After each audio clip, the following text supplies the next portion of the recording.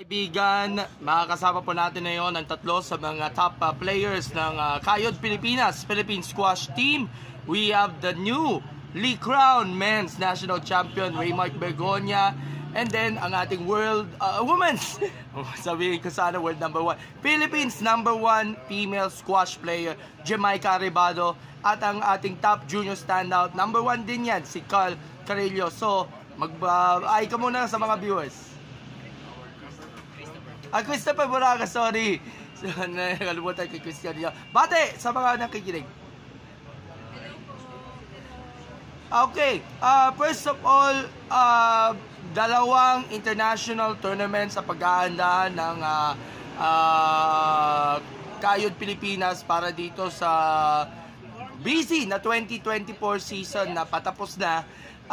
Gaano ba ka-excited na of course mag-host tayo ng dalawang international o PSA sanction na mga tournaments na makakatulong sa inyo upang mapalakas panlalo ang preparation for the international tournaments as well, and of course pangdagdag na rin sa puntos na binibigay nga coming from the PSA.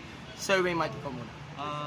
Right now po, excited at saka masaya kasi dito gaganapin sa atin yung dalawang tournament na to, yung satellite and then yung classic challenge. So, pinag-aandaan po talaga namin ito ng tindi.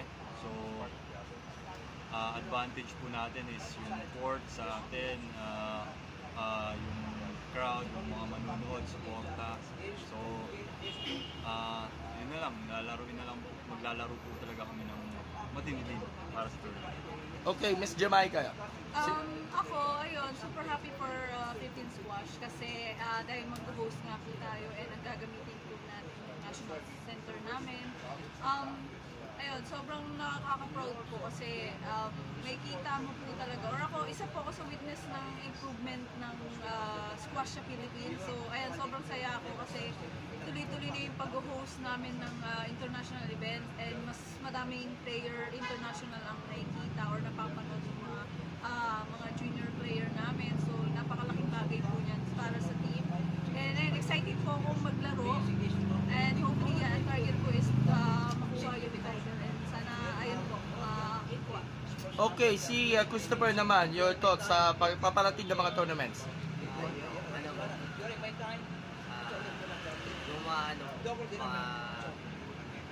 Mga tournaments po na inaabangan din po namin yung ngayon pong tournament sa Squash Center po natin sa Rizal po.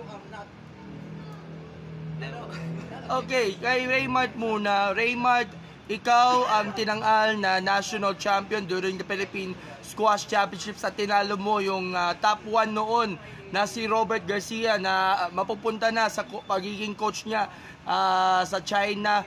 So ano ba yung naging emosyon o pakiramdam nang malaman na ikaw ay isang ganap na national champion after many years ng pagiging member na ng national team at natalo mo pa itong veteranong si Robert?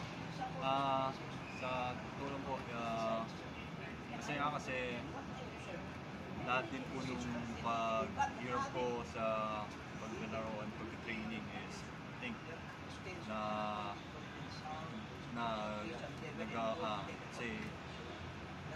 nagkaroon po ng resulta. So playing with Robert po is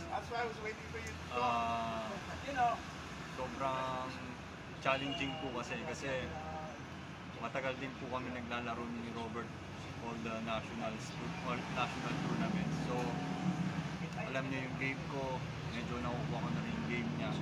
So this year po na national championship is na prepare ko po talaga na mas matutukan yung strength ko, and sa tulong po nung coaching namin na si Coach Louie Vernes, natulungan niya po kami kung paano pa mas maintindihan pa po yung paglalaro ng squash. So isa po yung sa mga nakatulong. Okay, kay Miss Jamaica, nanalo ka recently ng silver dyan sa HCL Tour sa India.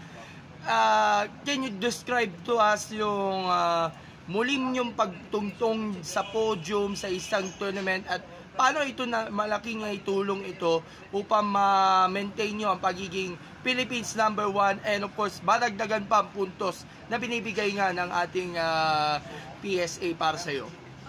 Yung sa India po muna, ayun, sobrang saya po na makaabot ng finals. Ayun, nakakalungkot lang po hindi nakuha yung title. Pero sobrang happy pa din dun sa performance na ginawa ko kasi since na katulad nga po ng sabi ko is nag-start pa lang po ulit ako maglaro ng PSA Tour this year and so far maganda po yung takbo ng mga tournaments ko and so ayun po sobrang saya na makapasok ng finals kasi malaking bagay po yun para sa world ranking points po. Okay, kay Carl naman, ngayon po, Christopher, sorry, nalilito lang ako. Chris, currently, ikaw yung top 1 sa juniors. At sino yung number 1 pala sa women's? Si Lisette, no? Sa junior women's? Si Era. Si Era, okay. Okay. Chris, now that you're number 1 sa juniors hanggang ngayon, gaano ba crucial para sa iyo na ma-maintain mo nga yung pagiging number 1 niya sa juniors and of course sa pamamagitan niya ng mga local, national, international tournaments na laruukan mo and paano mo i-describe nga yung mga recent tournaments na sinalihan mo? Syempre po yung sa pag-maintain po ng junior number 1 po sa Philippines boys. Mahirap din po kasi andyan rin po si Jonathan na medyo tatalo din po ako sa mga tournaments.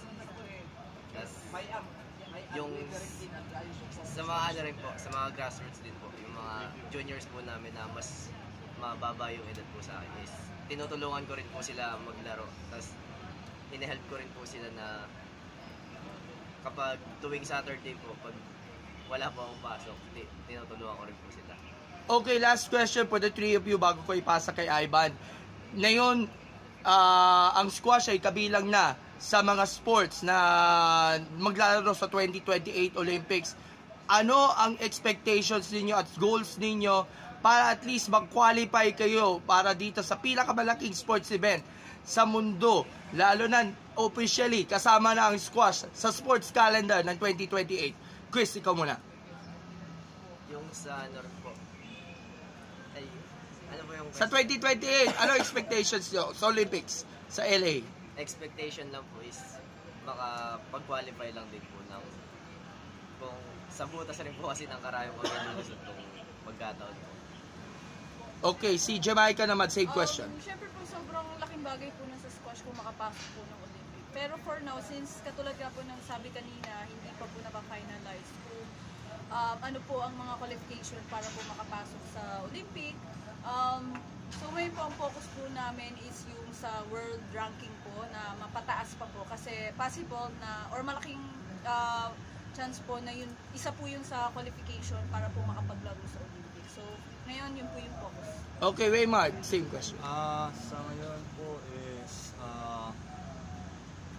totally pinag-aandaan namin is yung mapataas pa po talaga yung world ranking.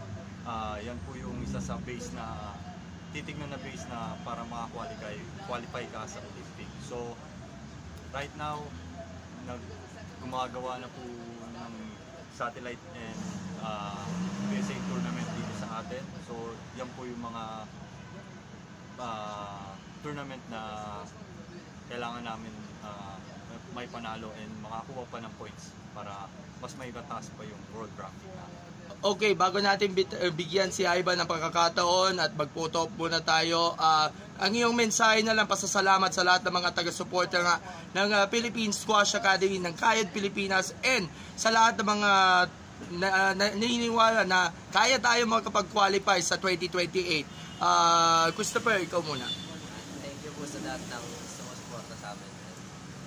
Patuloy niyo po kami suportahan at abangan niyo rin po kami sa LA 2020. Okay, si Jamaica. Ako po gusto ko lang po pasalamat sa Philippine Sports Commission para po sa pag-support sa amin sa Philippine Squash Academy, to our President Robert Bachman and board member, ayan po, sila po yung supporter namin behind the scene. And sa lahat po ng sumusuporta sa Philippine Squash, sana po pagpatuloy niyo po yung pagsuporta sa amin.